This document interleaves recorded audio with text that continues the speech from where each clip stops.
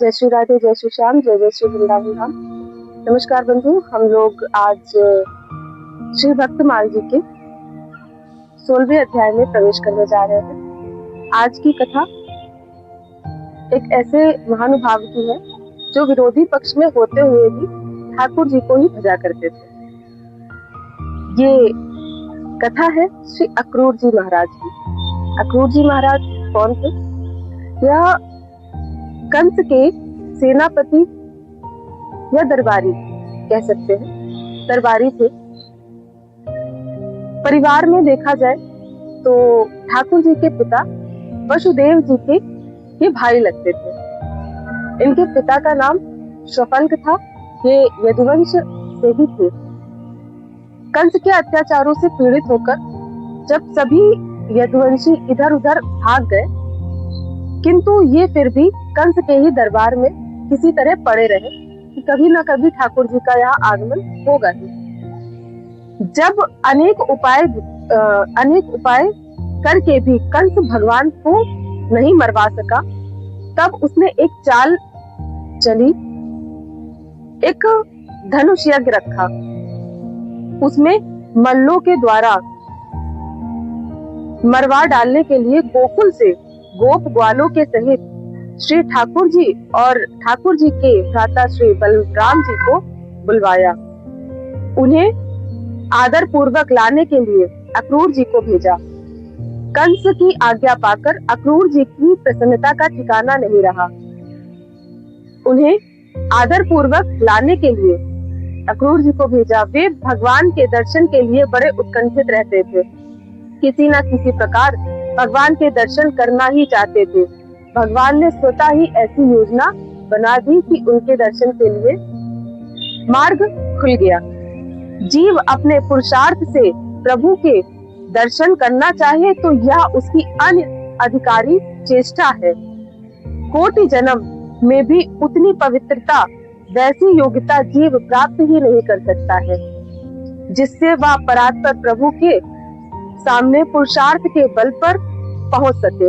जब प्रभु ही अपनी अहेतु की कृपा के द्वारा जीव को अपने समीप बुलाना चाहे, तभी ऐसा संभव हो पाता है। प्रभु ने कृपा करके घर बैठे ही अक्रूर जी को बुला लिया। प्रातःकाल मथुरा से रथ लेकर वे नंदगांव भगवान को लेने चले। रास्ते में अनेक प्रकार के मनोरथ करते जाते थे। सोचते थे, आहा, उन पीतांबरधारी बनवारी को मैं इन्हीं चक्षुओं से देखूंगा। उनके सुंदर मुखार बिंदों को, घुंघराली काली काली अलकावली से युक्त सुकपोलों को निहारूंगा। वे जब मुझे अपने सुकोमल कर कमलों से स्पर्श करेंगे, उस समय मेरे समस्त शरीर में बिजली सी दौड़ जाएगी। वे मुझसे हंस हंस कर बातें करेंगे, मुझे पास बैठाएंगे, बार बार प्रेम पूर्वक चाचा चाचा कहेंगे। मेरे लिए वह कितने सुख की स्थिति होगी। इस प्रकार भांति भांति की कल्पनाएं करते हुए वे वृंदावन के समीप पहुंचे। वहां उन्होंने ब्रज, अंकुश, यव, ध्वजा आदि चिन्हों से विभूषित श्याम सुंदर के चरण चिन्हों को देखा। बस फिर क्या था, वे उन घनश्याम के चरण चिन्हों को देखते ही रथ से कूद पड़े और उनकी वंदना करके उस धूलि में लौटने लगे।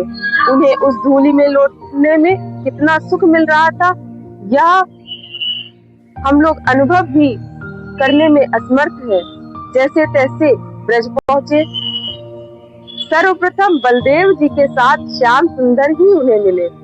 उन्हें छाती से लगाया, घर ले आए।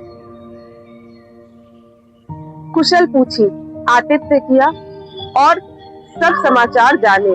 दूसरे दिन रथ पर चढ़कर अक्रूर जी के साथ श्याम सुंदर और बलराम मथुरा चले। गोपियों ने उनका रथ घेर लिया। बड़ी कठिनता से वे आगे बढ़े। थोड़ी दूर चलकर यमुना किनारे अक्रूर जी नित्य कर्म करने ठहर गए। स्नान करने के लिए जो ही उन्होंने डुबकी लगाई कि भीतर चतुर्भुज श्री श्याम सुंदर दिखाई दिए।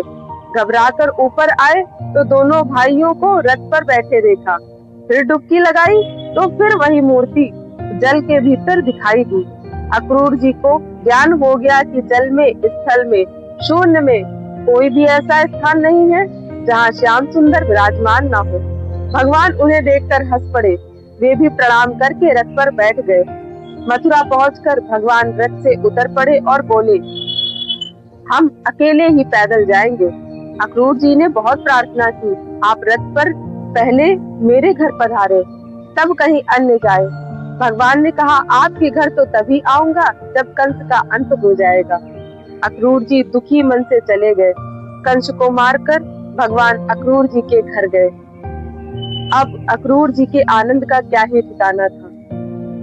जिनके दर्शन के लिए योगेंद्र, मुनींद्र हजारों लाखों वर्षों तक तपस्या करते हैं, वे स्वतः ही बिना प्रयास के घर पर पधार गए।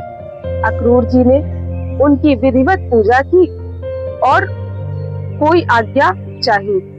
भगवान ने अक्रूर जी को अपना अंतरंग सुहृद समझकर आज्ञा दी कि हस्तिनापुर में जाकर हमारी बुआ के लड़के पांडवों के समाचार लेकर आइए। हमने सुना है धृतराष्ट्र उन्हें दुख देता है।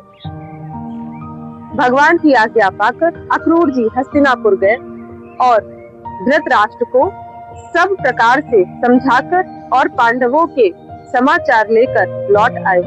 भगवान जब मथुरापुरी को त्याग कर द्वारिका पधारे, तब अक्रूर जी भी उनके साथ ही गए। अक्रूर जी इतने पुण्यशील थे कि वे जहाँ रहते वहाँ खूब वर्षा होती, अकाल नहीं पड़ता था। किसी प्रकार का कष्ट और महामारी आदि उपद्रव नहीं होते थे।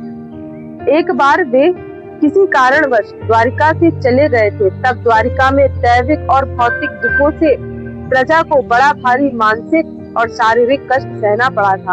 आखिर भगवान ने उनको ढूंढकर वापस बुलवाया। ये संबंध में भगवान श्री कृष्ण के चाचा होने पर भी उनके सच्चे भक्त थे। अंत में भगवान के ही साथ ये परम धाम को, श्री बैकुंठ को पधार गए। ऐसे ही होते हैं हमारे भगवत जन, जो कि नित्य ठाकुर जी को भजा करते हैं और उन्हीं के समरूप शक्तियों में दिखाई पड़ते हैं। जय जय श्री राधेश्याम।